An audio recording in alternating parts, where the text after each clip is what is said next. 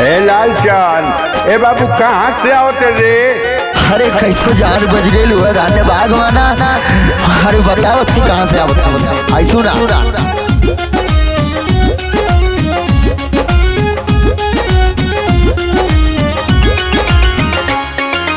पहिले पहिले गइल रानी ससुरारी में लजिया के मारा।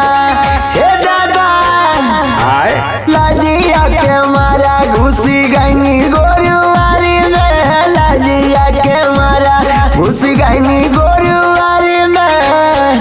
घुसी गई गोरुआरी में। जा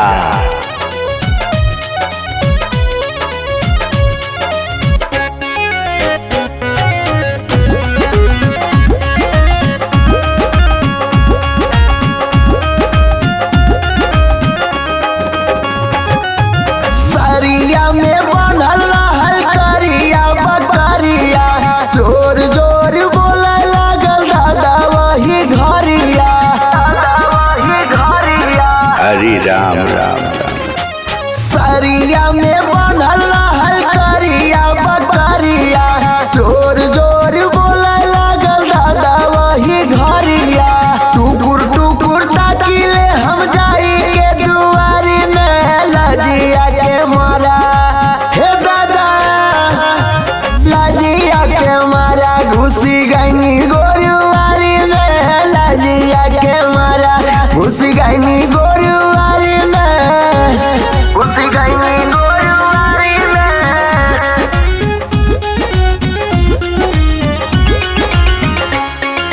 सासू जाके कहली ससुर से ही घरिया।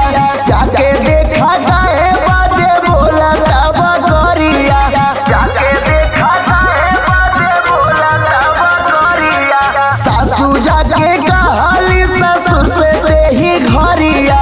जाके देखा गाए बाजे बोला तब करिया।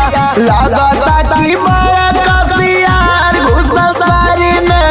लजिया के मारा हे दादा लजिया के मारा घुसी गई गोरुआरी में। लजिया के मारा घुसी गई गोरुआरी में। घुसी गई गोरुआरी में।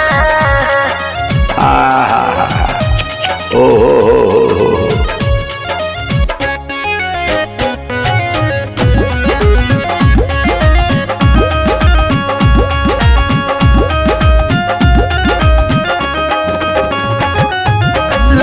के सालाई गैला हाथे बेटे बारिया।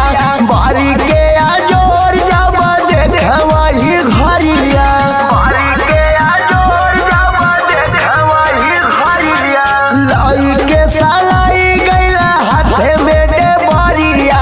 बारी के आजोर जब देख वही घरिया। चोर चोर हल्ला कैला भगनी खेतारी में। लजिया के मारा हे दादा लजिया के मारा घुसी गई गोरुआरी में। लजिया के मारा घुसी गई गोरुआरी में।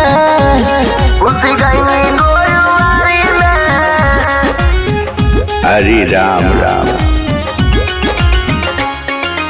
कौनो